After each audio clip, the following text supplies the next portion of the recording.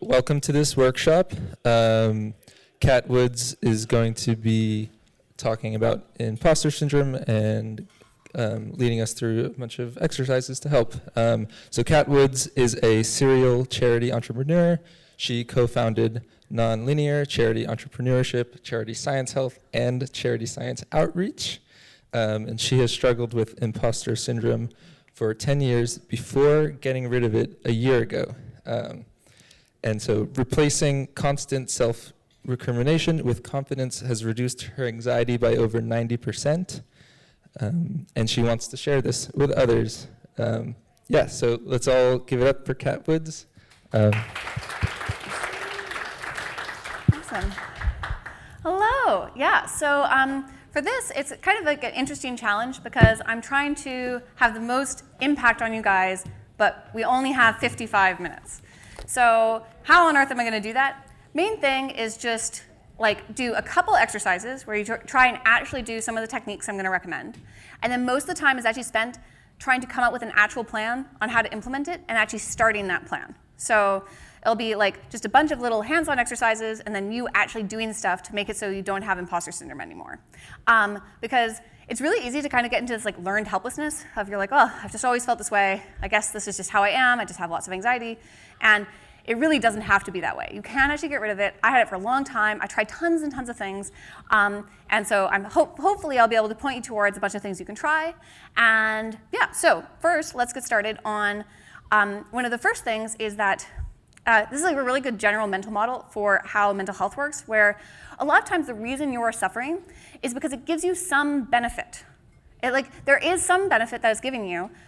It's often not a very good benefit. It's often not very good compared to all the other things that you could be getting, but it is a benefit, and if you don't realize that you have that, then it'll be really hard for yourself to get rid of it because parts of your mind are trying to stop you from doing it. And so probably the single best method for finding out what that benefit is a thing called symptom deprivation. And what it is you imagine yourself in a situation where you are feeling the thing that you don't want to feel, right? So like a really common thing, like say you often feel imposter syndrome when you're at a weekly meeting with your team or something. Then what you do is you imagine going into that situation and not feeling the negative emotion. So imagine like going into that thing and feeling confident. And then the third step is, well, okay, then listen to what your brain says will happen. Now it's very likely it's not a rational response, but it'll be something, like there'll be some internal flinch, right? And then it'll really, like there's something that your brain is predicting will happen when you do that. So this is the first exercise that we're gonna do. So we're gonna go through that. So first step, I just wanna take you a moment to think about a scenario in your life where you feel imposter syndrome particularly acutely, where you're feeling quite bad. So just give you a moment to think of something.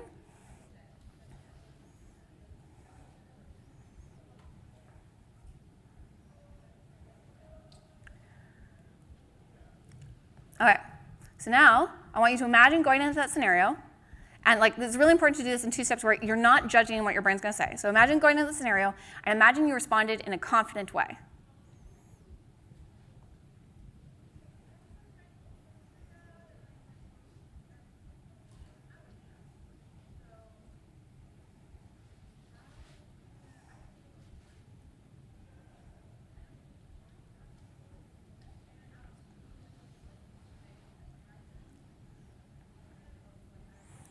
Okay, does anybody have anything they want to share of what they think might happen if they acted in that confident way? I was about to say don't be shy, but this is an imposter syndrome session, so I'll give you extra points, lots of smiles if you. I'd be scared that they think I'm an idiot. Yeah, it's a really common one. Yeah. Anybody else? Any other things you think might happen if you acted confident? Yes. In my claims versus my actions. Good one, yeah, that makes a lot of sense. Anybody else? They would think I was like arrogant for thinking that I should be there. Yeah, super, super common. Worried that people will like think you're like, yeah, some like gross person or something. Ugh, right? Any other things that you think might happen if you acted confident? All right, well, I won't put you guys on the spot for more. So the super common ones are that if I was confident, I wouldn't work as hard. So like a really common thing is that like, you're constantly chastising yourself to get more work done. And if you thought that you were good at your work, then you wouldn't work as hard, right? You're using that anxiety to get yourself to do things. And the thing is like, it actually does work. It does work to beat yourself up to get more work done. It's just not very sustainable. It's like, it also makes you feel like shit, so like, not great. And so like, that's like kind of the main argument against that is like, hey, right? People will think you're arrogant, right? People will think you're arrogant, missed that. So one thing, this is actually one of my big things, is I thought that like, if I'm confident, people will think I'm like, yeah, like some asshole, right? And which is really weird if you think about it, because also people love confident people. Like this is like a really common thing. And I think like an important distinction there is that you can like somebody, like most of the time when we talk about arrogance, we're talking about people who are confident unskillfully, right? So they go around and they're like being confident in a way that puts you down. Or that's like really just like way over the top. So it's like really disproportionate to how good they are, right? So like there's a difference between somebody who's confident because they're like, they deserve it, they're doing quite good stuff, versus somebody who's like, man, you like really think well of yourself and you're like not that good. And so most of that is just learning how to be confident in a that is not, right? But the same goes for being underconfident, right? Like if you're low confidence, right? There are ways to do that skillfully and unskillfully. Like sometimes you like make people feel really bad. They're like, wow, I feel really bad for you, but in a really awkward way. Whereas like other ways you can do it like, yeah, they're good. So the same goes for confidence, right? Like if you can be confident but in a skillful way, that's okay. The other one that I find really commonly is that people think that if I'm confident, then I will make bad decisions, because my epistemics are somehow like ruined by like believing in myself too much or something. And with that, it's like, well, being underconfident is just as skewing as being like overconfident. You ideally want to be well calibrated and low anxiety. Like that's like the better way to be, right? Like be like, okay, these are my pros, these are my cons, and like I can deal with those, and like I can recognize my flaws without it causing tons of anxiety and like, bad, right? So that's that. And the other thing is that, this is one for me, was that if you're confident, or if say you're underconfident, right? And like somebody talks to you about something and you say, oh, I'm terrible at that. And they say, oh no, Kat, you're not bad, you're great, right? You get that compliment, right? But if you say that like, yeah, I am great, they're like, dude, they try and like put you down a peg, right? And so for example, like people are way more critical of Eliezer, in part because he is more confident, right? I think that if he came across as like a much more scared, intimidated person, right, then people could still say mean things, but I think it would be less. And so like there is that like that thing that will happen. However, the main thing here is that like if you are confident, then the criticism doesn't hurt as much, right? So that doesn't matter as much. And then also the other thing is that they'll still say nice things about you, even if you are confident. So that's like kind of the counter arguments. But more generally, there are two main antidotes to having these benefits of imposter syndrome. So one antidote is reason. This is gonna go well in this crowd, of just actually like try to rationally figure out if you actually believe this, right? Because a lot of times you might not have even really thought about it. So for example, for me, like, oh hey, people will think I'm arrogant. When I thought about it at all, I was like, oh yeah, I don't. This is not good reasoning. People love confident people, right? But you really need to figure that out first, right? So if you rationally think that being more confident and getting rid of your imposter syndrome will make you better, like, if you think that it is worse to not have imposter syndrome, it'll be really hard to get yourself to actually fix it. So first you have to actually think that it's rationally good to fix your imposter syndrome. And then the next thing here is to, one really good way to fix this is called memory reconsolidation. And what you do there is you activate feelings of low self-worth, or like whatever the emotion is that you're trying to fix.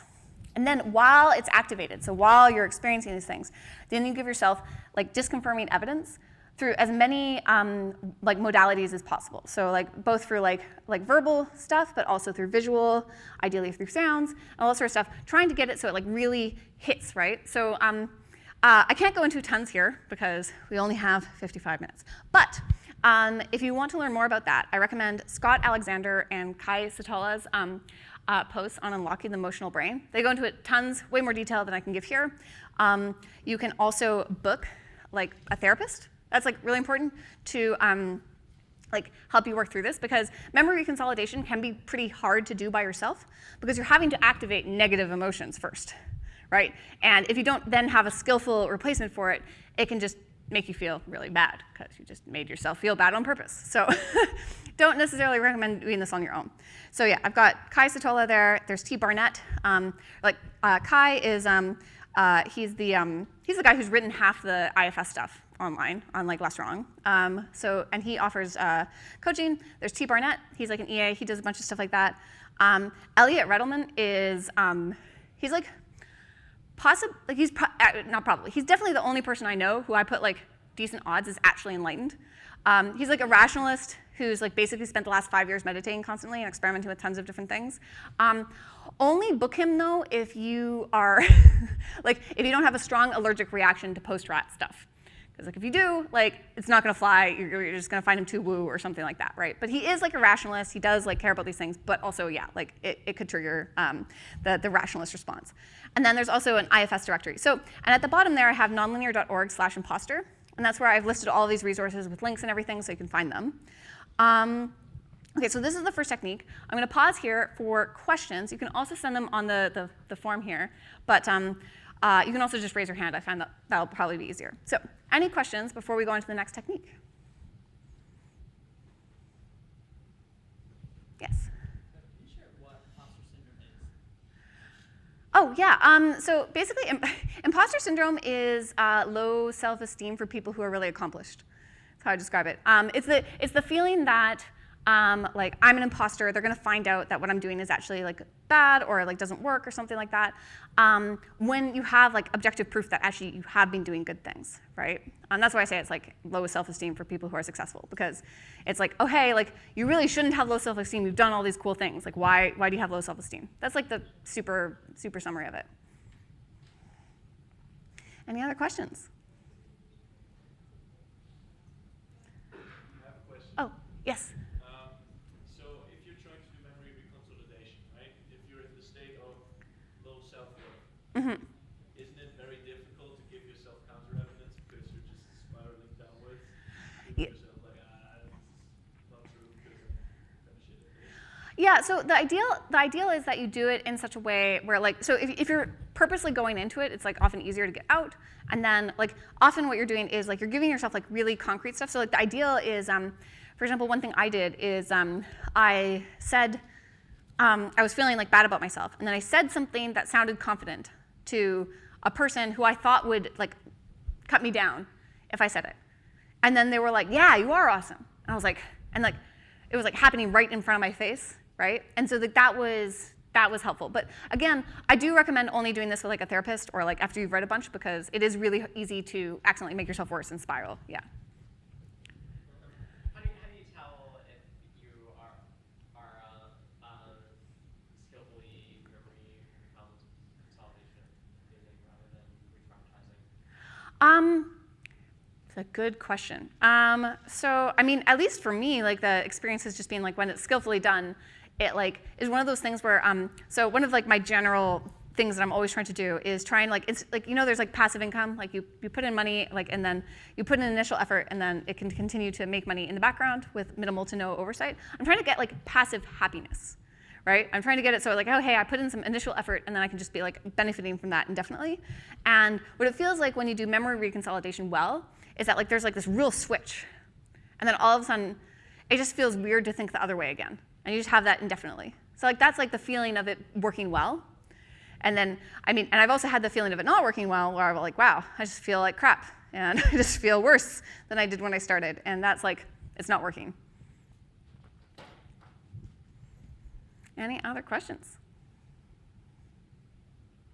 Okay, next technique. So this is confidence practice. So raise your hands if you're familiar with loving kindness practice.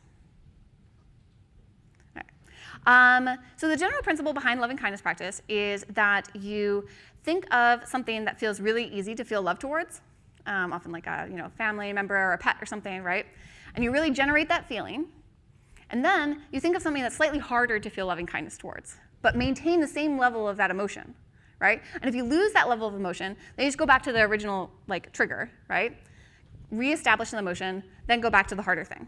And then you go to a harder thing, and a harder thing. And then you just keep going until eventually, you're getting to the people, the people that are hardest to feel loving kindness towards, like Hitler or yourself, depending on whichever's harder. And then, my insight here was that you can just cross-apply this general method that's originally from Buddhism to all emotions.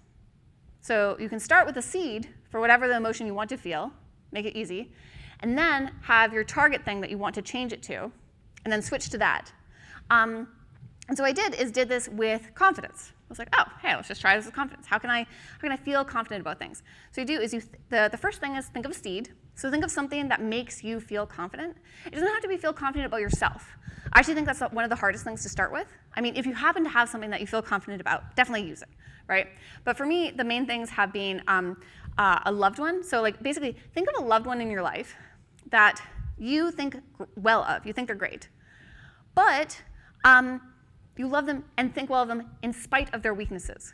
So they're not like this person who is just perfect at everything. It's of course you respect them. They're perfect at everything, right? But think of the person who's man, they're great, and then they actually have serious weaknesses. And this is a great thing because you're not trying to, with confidence, you're not trying to feel oh, hey, I love this, I love this person and I think they have no flaws. That's there's many different types of confidence, and if you have the confidence where you don't think you have any flaws, that's bad, right? That's going to lead to all sorts of bad outcomes. You will have bad epistemics. You will make bad decisions. People will think you're arrogant, right? Because you will be. But you want to be, oh, hey, I think well of you in spite of your flaws, right? And so this is a really good way to do that, is think of this person, right? And imagine that person then comes to you and says, oh, but there's somebody at the office who's better than me. Do you update? You're no, now I don't respect you. Fuck you. No, of course. You're totally, you're still very much on their side. So that's a really good seed. Another good seed I find is imagining that you're a wise person guiding a younger person. So I often think basically Dumbledore and Harry, but pick your wise wizard. Could be Mama Tala and Moana or something. And imagine being the wizard, this old wise person, who's looking at the hero and feeling these feelings of belief in them and belief in their goodness, and then imagine that hero failing at something or not performing completely optimally. And then again, imagine how much you as the old wise person would update. You'd be oh yeah, of course, you're still good. I have not updated at all about your fundamental goodness and my belief that you can do things. So that's another good seed. And the other one is just music. Finding music, everybody, it's going to be particular to each person, but some sort of epic music, something that makes you feel you just shoulders back, I can do this kind of thing. So that's another good one. And then what you do, so you generate this emotion of feeling of confidence, and then you think of the thing that you want to feel confident about, and try and maintain that level of emotion. And for this session, I go into tons of detail in my post where I explain how to do it and all that sort of stuff, but for this one, try and think of something that you think will be easier. Don't pick the hardest thing, because basically what we want to do is first, all things being equal, start with the easy things, right? It's way better. So think of something you want to feel confident in, and then try and maintain that emotion, right?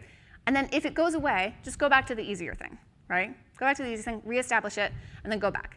And you can just keep doing that. And then the general practice for this is do this systematically. So of course, we're EAs here. You make a spreadsheet. You go and you make a spreadsheet of all the things that you feel low confidence in, and then you systematically start working through them and try and get to basically feeling confident in all of them, and then start with the easier things and then work yourself up to the harder things. And then just do that really widely. And the general practice for what worked for me is I did loving kindness practice towards myself for an hour a day for 1 week, and I did confidence practice for 1 hour a day for 2 weeks. At the end of that, it was gone. I just felt confident and happy, and I just got rid of the imposter syndrome. That was a year ago, and still going strong. And it was a hard year last year, so it wasn't oh hey, everything was going great and it was fine. It was no, it's I was fine in spite of everything because I had done this. So this is why I'm really excited about this general practice, is because hey, it's not so many other stuff, it's like, oh, hey, you have to meditate an hour a day for the rest of your life. And if you stop, like, I don't know, I mean, maybe the Dalai Lama doesn't need to meditate anymore, but you have to do a lot before you get there. Whereas this was like, it was just like 3 weeks total. And yeah, so I guess like what we're gonna do here is first I'll stop for questions, and then we're gonna practice it. And then we're gonna move on to planning. Okay, so any questions before we try out the technique?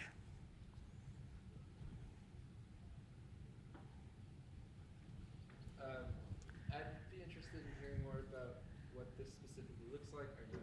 Were you sitting down when you were doing this? Were you doing it in the morning, evening? Was it something that you would return to throughout the day?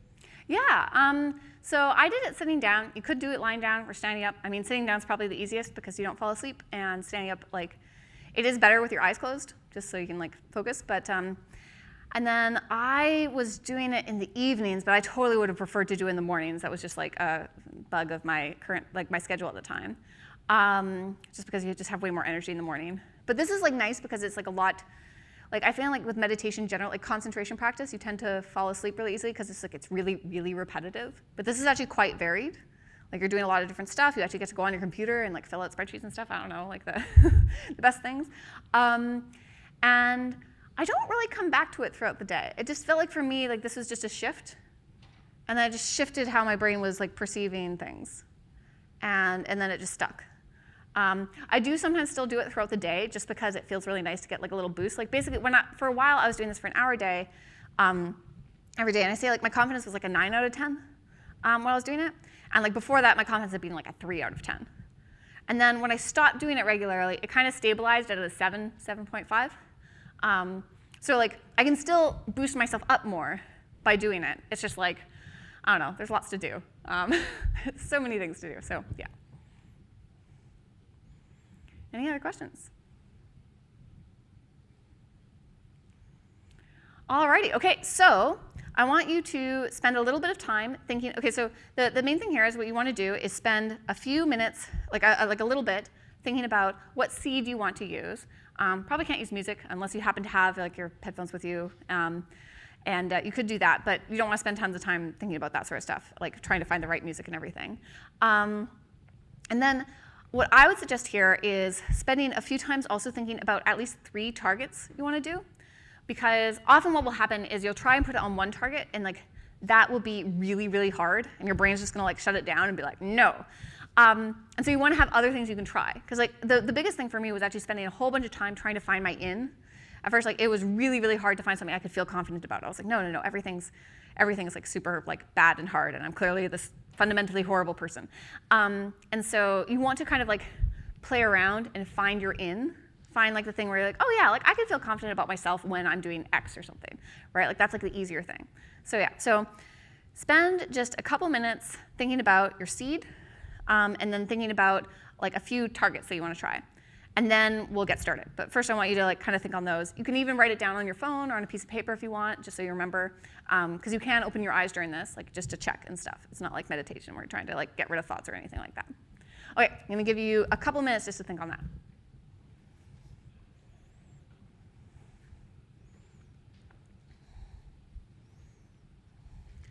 Alrighty.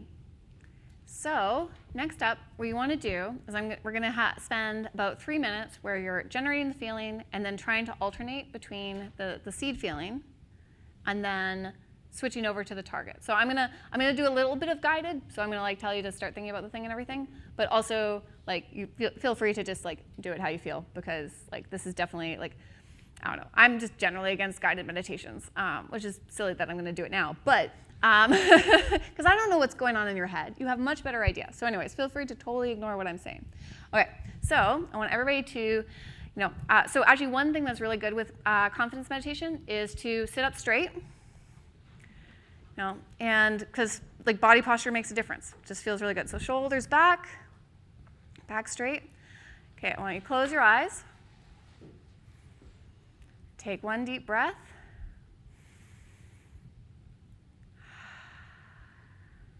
Now, I want you to think of your seed. Think of something that makes you feel confident. It could be a loved one that you respect, or a wise person guiding a young person.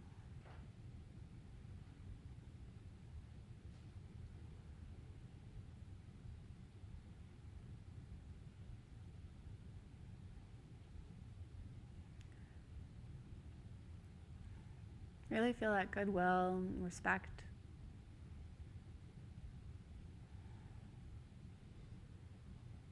They're great, even if they sometimes make mistakes.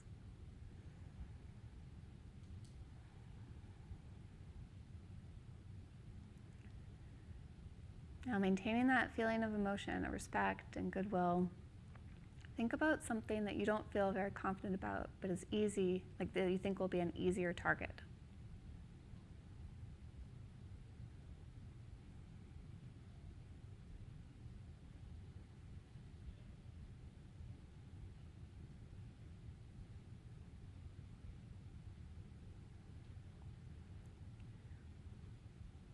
Now, if you lose the emotion, you can always go back to the seed and bring it up.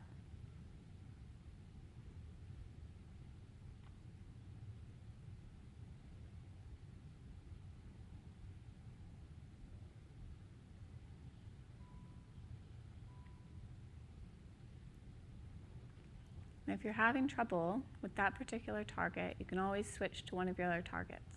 And it's always okay to look at your notes too, in case you're forgetting.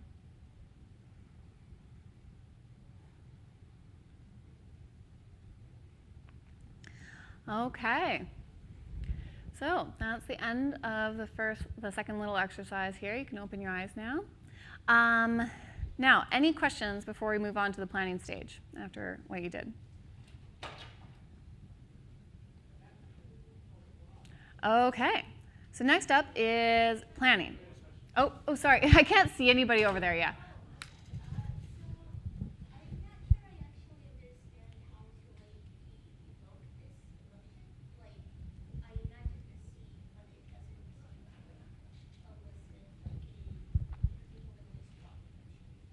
Perfect. Okay, yeah, that's a great question. So that's like another big part of this practice is basically, so you want to be like, just like what I was saying with like, hey, the target thing of like, you need to play around, find your in, find something easy.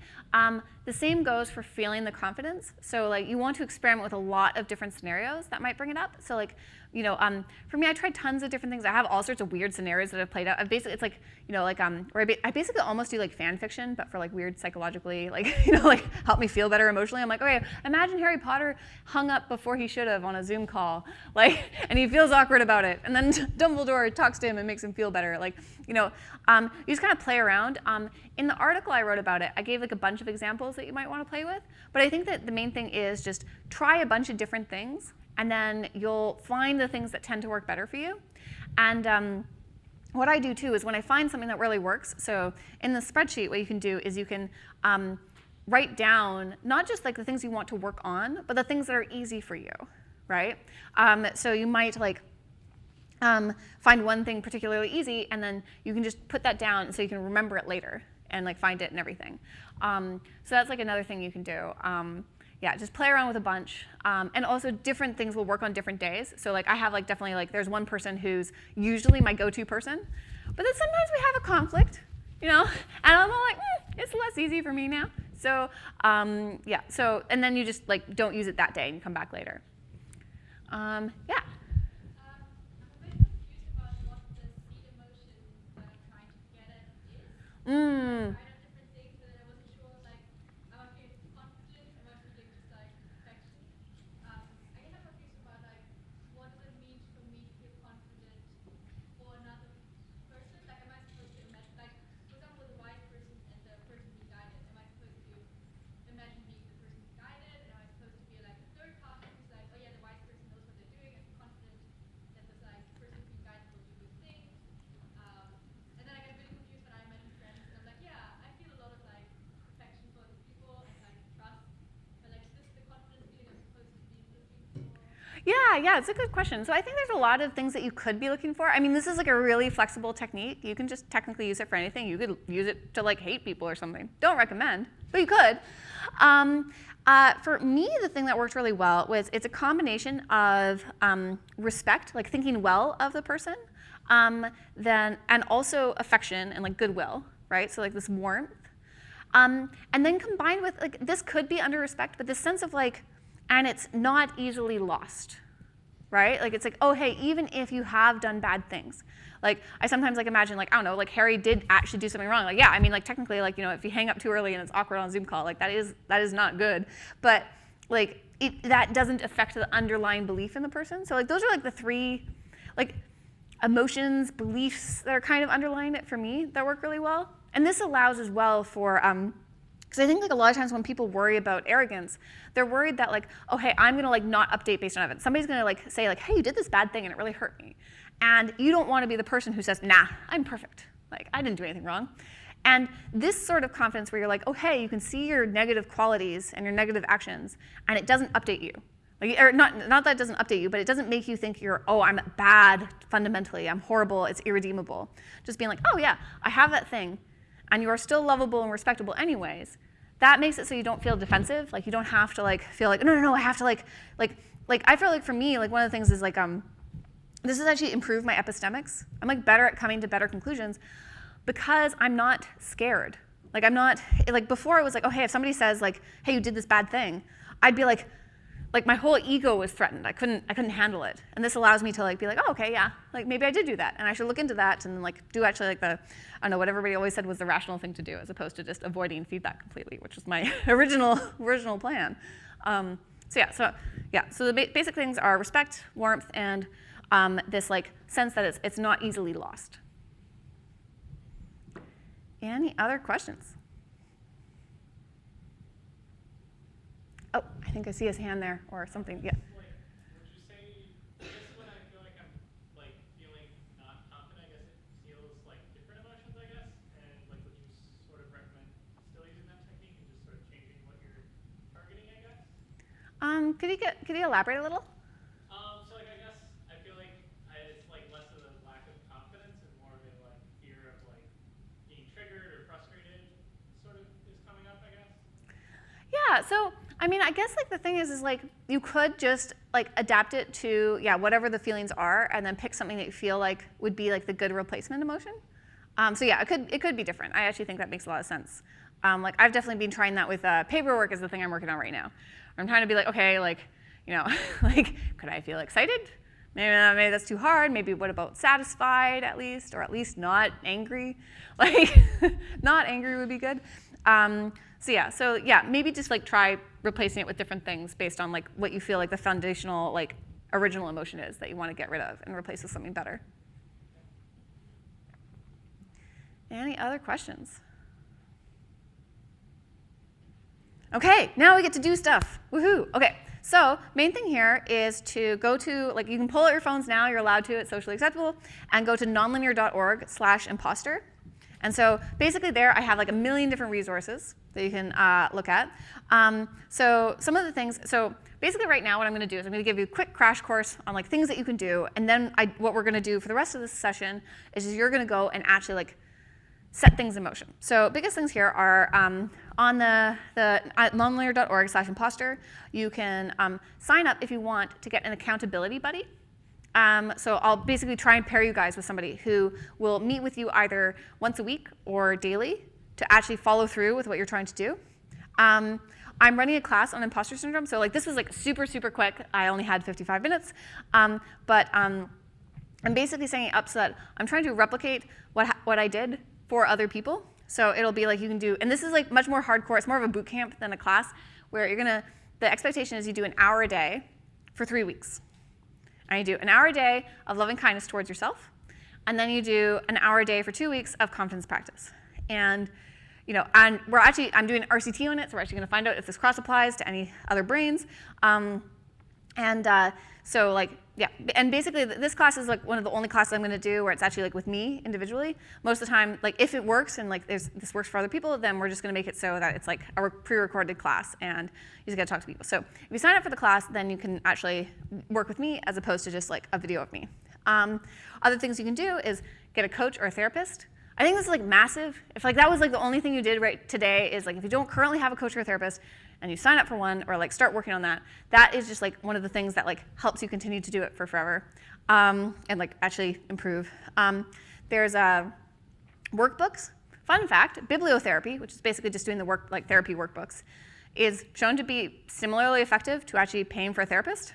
And it's a lot cheaper and more flexible. So that's definitely something you could do. So like one thing you could do right now is like if you're coming up with a plan, is come up with a plan for like to like buy the book and then like actually go through it. You can also do that with an accountability buddy. So like if you want, you could like set up something where like you're going through a workbook with somebody else at the same time. Other things to do the action plan, super, super important, is that like, okay, so, well actually, I'm gonna skip actually to the last thing, which is that I just gave you 2 techniques here. There are a million things you can try. These are the things that work for me, but there are so many ways to get rid of this. And like you really don't want to live with this. It sucks. It's the worst. Why? Why bother? Well, probably not the worst, but it's not great. So like also just like explore, try a bunch of stuff. CBT is great. Internal family systems is good, or IFS. There's acceptance and commitment therapy, which is pretty great. It's basically a combination of CBT plus meditation, so quite cool. There's also Finder's Course, which is one of my favorite like self-help things, which is, I mean, the guy, his science is not great. I'm gonna be clear. Epistemics, but he's pretty good for a meditation teacher. Basically, you can find my review. Actually, I didn't put that on the page, but anyways, the thing that makes it cool about his program is that you do, like it's intensive, it lasts for like a month and a half, I think, and each week you try a different technique, right? So you're trying like a wide range of things, and so you're much more likely to find the thing that works for you, because everybody has different brains. It's not like there's like, hey, this is the true happiness technique, and if you just do this thing, everything will be good. So I super recommend that. It is decently pricey, I think it's like $500, but I think it's worth it because then you actually do it. If you don't have to pay the money, then you would just like do it like any other online course and then just not follow through.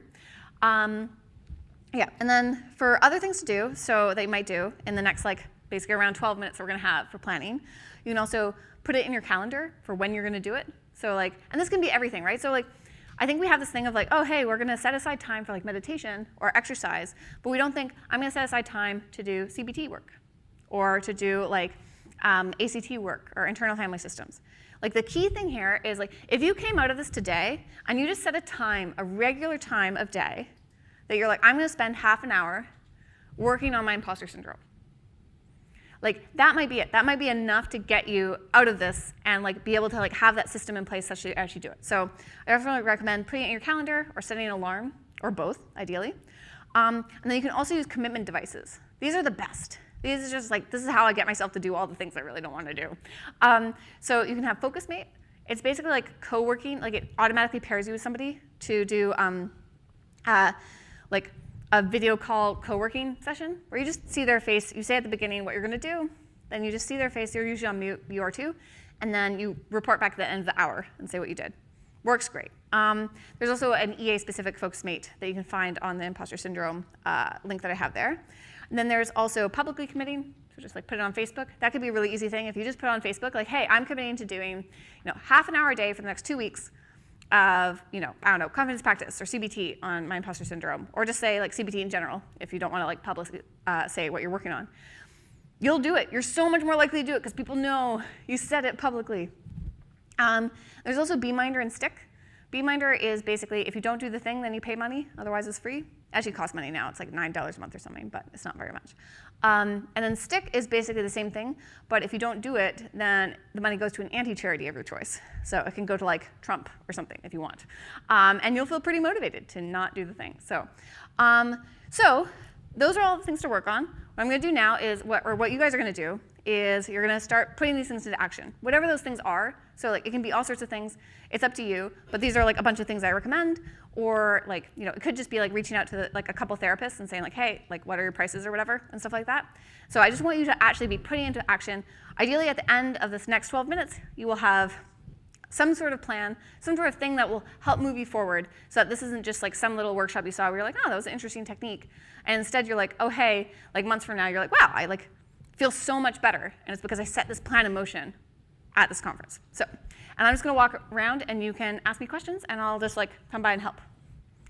You all ready? Okay, thank you. Excellent. All right, just raise your hands if you want help.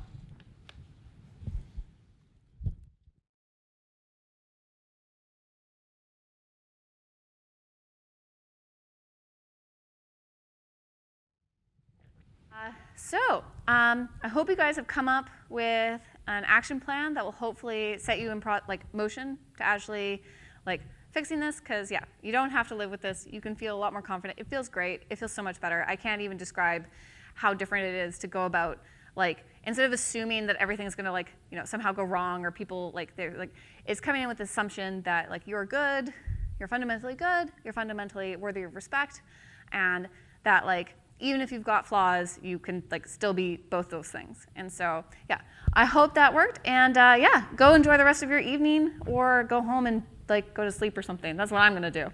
Thank you so much.